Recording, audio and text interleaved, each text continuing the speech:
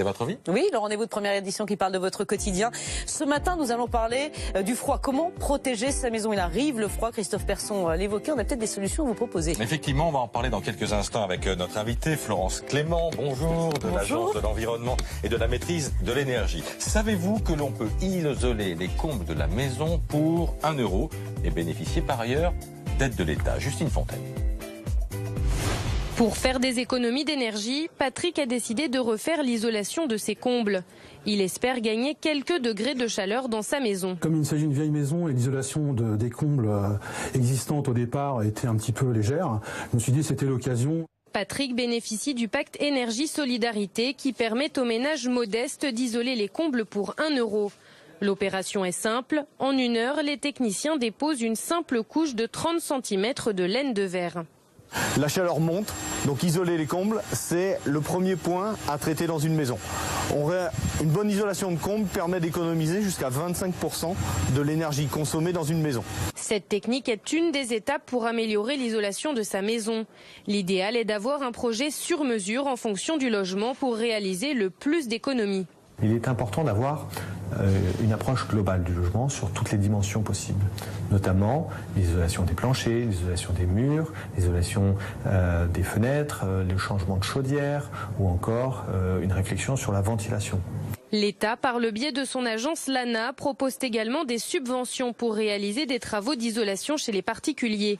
Le montant des aides varie en fonction de la taille du foyer, des revenus et de la région. Bonjour Florence Clément, donc de l'Agence de l'environnement et de la maîtrise de l'énergie. Vous nous avez fourni un schéma très intéressant, le schéma d'une maison que l'on va regarder. On voit sur ce schéma par où en fait l'énergie se fait la belle, par le toit pour à peu près 1/4, par les murs pour 1/4 également, mais aussi par le sol jusqu'à 10%.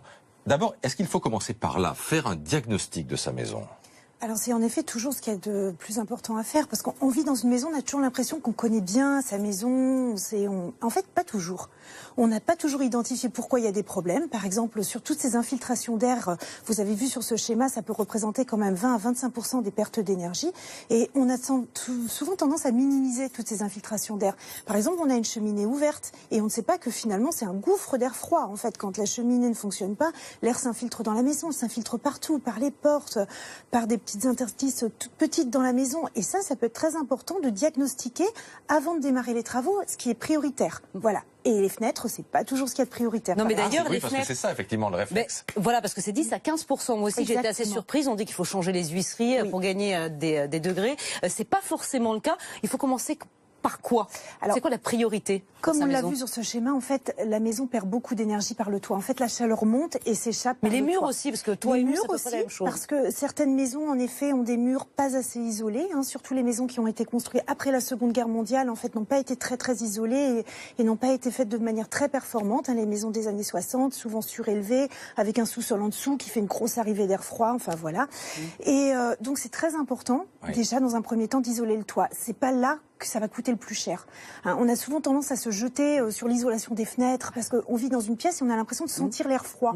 Donc on se dit c'est les fenêtres qui sont le poste le plus important à changer et en fait c'est souvent le toit. D'un mot Florence, il y a des aides pour ça? Alors il y a des aides pour tous les travaux d'isolation dans la maison. Vous avez des aides pour le toit, pour les fenêtres, pour les murs, même pour l'installation d'un système de chauffage performant, comme des chaudières à haute performance, l'installation d'un poêle à bois. Enfin, si vous voulez que votre maison devienne confortable et soit beaucoup moins consommatrice d'énergie, en fait, vous êtes assez aidé. Voilà, il est encore temps, même si les températures très basses sont d'ores et déjà de retour sur la France, puisque Christophe Persson nous disait tout à l'heure qu'il ferait des températures dignes d'un mois de décembre à partir de ce week-end. Voilà. Merci d'être venu nous voir ce matin.